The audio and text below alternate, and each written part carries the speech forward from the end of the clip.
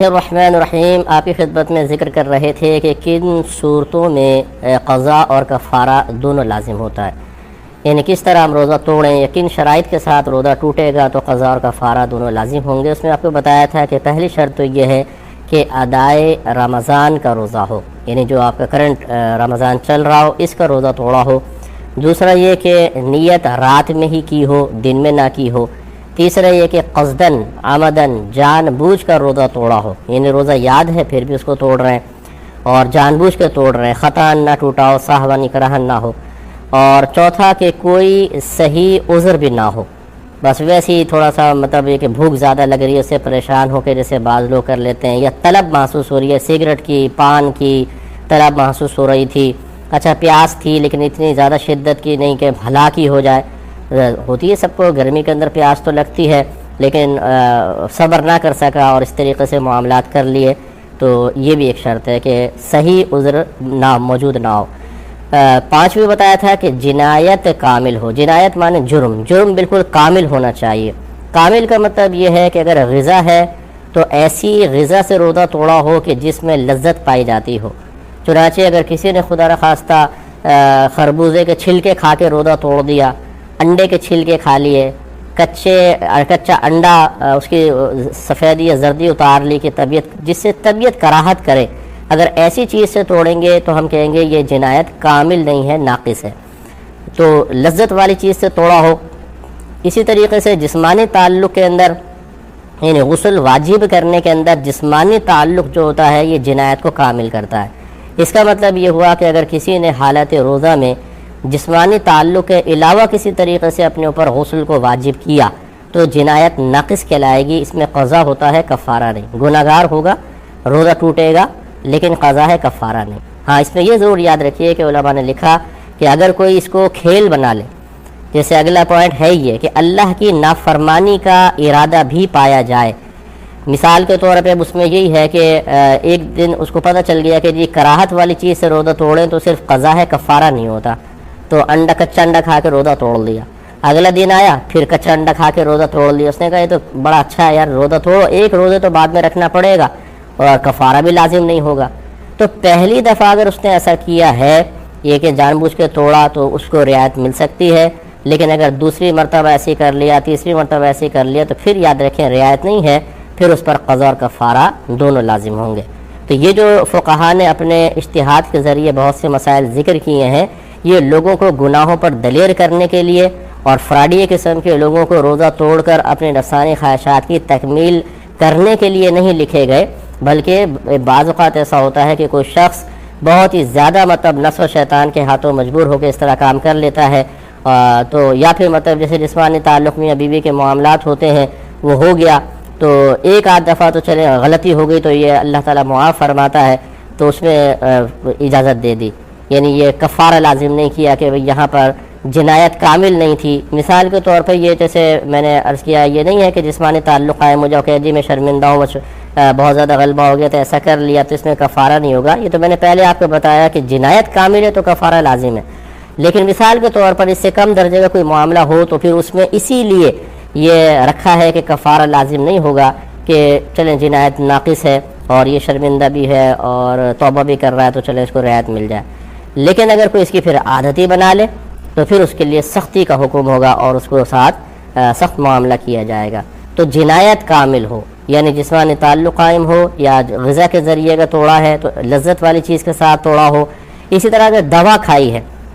بعض دوائیں ایسی ہوتی ہیں کہ جو کڑوی قسم کی ہوتی ہیں اور طبیعت کو سخت ناگوار گزرتی ہیں، ان سے اگر روزہ جان بوجھ کر توڑا ہے تو قضا ہے، کفارہ نہیں، بشرطے کہ عادت نہ بنائے۔ لیکن اگر ایسے سیرپ ہیں جو بڑے خوشبودار اور بڑی لذت والے ہیں، وہ حالت روزہ میں پی کر توڑ دیا تو یہ نہیں کہ جی چونکہ دوا ہے تو پھر اس پہ قضا کفارہ نہیں ہوگا، اس میں جنایت کامل ہی کہلائے گی اور قضا اور کفارہ دونوں لازم ہوں گے۔ اور چھٹا آپ کو بتایا کہ اللہ کی نافرمانی کا ارادہ نہ ہو، یہ اسی طرح ظاہر ہوگا کہ پہلی مرتبہ تو چلے ایک جیسے کراہت والی چیز اس نے کھا لی اور بعد میں نادم ہے، شرمندہ ہے تو اس کو رعایت مل جاتی ہے، لیکن جب دوسرے دن پھر اس نے یہ حرکت کر لی تو اس کا مطلب یہ ہے کہ اب وہ اللہ تعالیٰ کی نافرمانی کا ارادہ رکھتا ہے، اس کی حرکت ہی چاہے وہ لاکھ قسم میں کھائے کہ میری نیت ایسی نہیں تھی، لیکن اس پہ لازم ہو جائے گا قضا اور کفارہ دونوں۔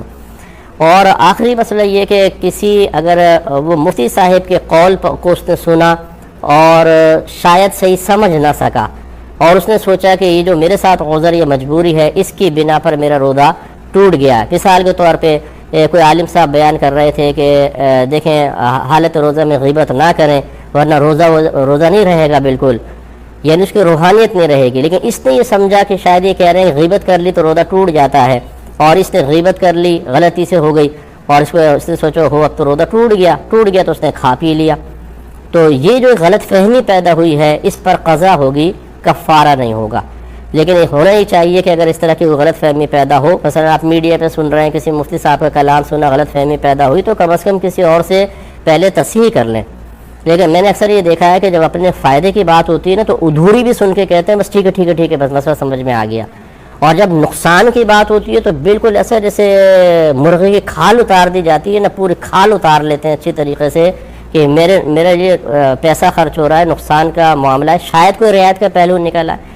تو یہ ہمارے ہاں جو صورتحال ہے بڑی دردناک قسم کی صورتحال ہے. تو ایک دفعہ میں پھر دہرا دیتا ہوں کہ قضا اور کفارہ اس وقت لازم ہوں گے: نمبر 1 ادائے رمضان کا روزہ ہو، نمبر 2 رات میں ہی نیت کی ہو، نمبر 3 روزہ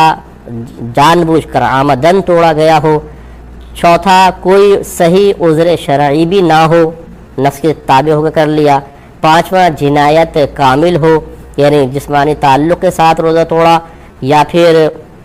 باقاعدہ کوئی اچھی چیز جس سے طبیعت کراہت نہیں کرتی وہ کھائی، یا ایسی دوا پی جس سے کوئی کراہت محسوس نہ ہوتی ہو، اور کوئی صحیح عذر شرعی بھی نہیں تھا تو پہلے شرط گزر گئی، روزہ گیا. اور اللہ کی نافرمانی کا قصد و ارادہ ہو باقاعدہ، یہ بھی ہونا چاہیے. اور کسی مفتی صاحب کے قول کو سن کر غلط فہمی کی بنا پر، یا انہوں نے کوئی حدیث بیان کی اس کی غلط فہمی کی بنا پر روزہ توڑ دیا تو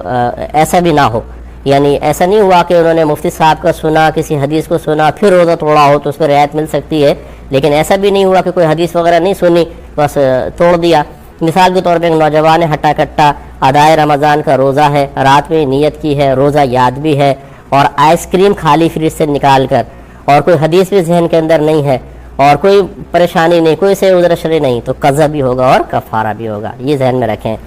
اور جب صرف قضا لازم ہوتی ہے، انہی میں سے کچھ شرطیں ختم کرتے جائیں تو پھر کفارہ ہٹ جائے گا اور صرف قضا لازم آئے گی. مثال کے طور پر نمبر 1 صرف قضا لازم ہوگی جب ادائے رمضان کے علاوہ کوئی روزہ ہو، جیسے میں نے آپ کو بتایا منت کا روزہ توڑ دیا، نفلی روزہ توڑ دیا، یا قضائے رمضان کر رہا تھا، جیسے بہنوں کے روزے نکل جاتے ہیں وہ قضا کر رہی تھی وہ توڑ دیا جان بوجھ کر، اس پر قضا ہے کفارہ نہیں ہے. دوسرا یہ کہ ادائے رمضان تھا لیکن دن میں نیت کی، رات میں نیت نہیں تھی دن میں کی، اس پہ صرف قضا ہے. تیسرا یہ کہ عذر کے سبب توڑا ہو تو پھر صرف قضا ہے. چوتھا یہ کہ خطأً ہو، عمدن نہ ہو، خطأً ہو. یا پانچواں اکراہن ہو. چھٹا جنایت ناقص ہو. جنایت ناقص آپ کو بتایا تھا ایسی چیز سے روزہ توڑا کہ جس سے طبیعت کراہت کرتی ہو، کوئی صحیح مطلب مجبوری تھی تو دوا کھا لی، خراب قسم کی کڑوی دوا تھی، اور ایسی مجبوری بڑی بھی نہیں تھی لیکن کڑوی دوا کھا لی. اور اسی طریقے سے جسمانی تعلق قائم نہ ہوا، اس سے کم درجے کا کوئی فعل کر کے جان بوجھ کے غسل کو واجب کیا تو اس پہ قضا ہوتی ہے، کفارہ نہیں ہوتا ہے. اس طرح اللہ تعالیٰ کی نافرمانی کا ارادہ نہ ہو، مثلا یہ ایک ہی دفعہ یہ فعل ہوا ہے کہ آدمی نے کراہت والی چیز سے کھا لیا، اگر 2-3 دفعہ کرے گا تو پھر یہ کہیں گے کہ نافرمانی کا ارادہ ہے، تبھی تو بار بار کر رہا ہے، تو ایسا بھی اللہ کی نافرمانی کا ارادہ نہ ہو. اور 8واں یہ کہ قے سے روزہ ٹوٹا ہو،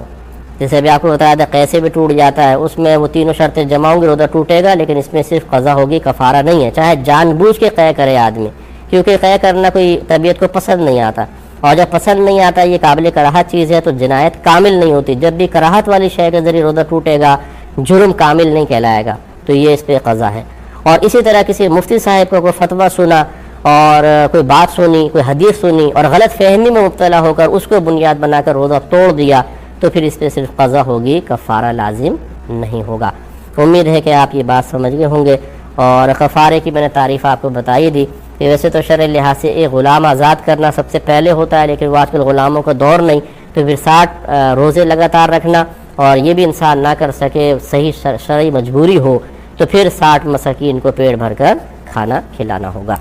اجازت چاہتے ہیں، اپنے میزبان کو اجازت دیں. آپ ہمارے لیے دعا کریں، ہم آپ کے لیے دعا گو ہیں کہ اللہ تعالیٰ آپ کو رمضان اور عید کی خوشیاں دیکھنا عافیت کے ساتھ نصیب فرمائے. آمین. وآخر دعوانا ان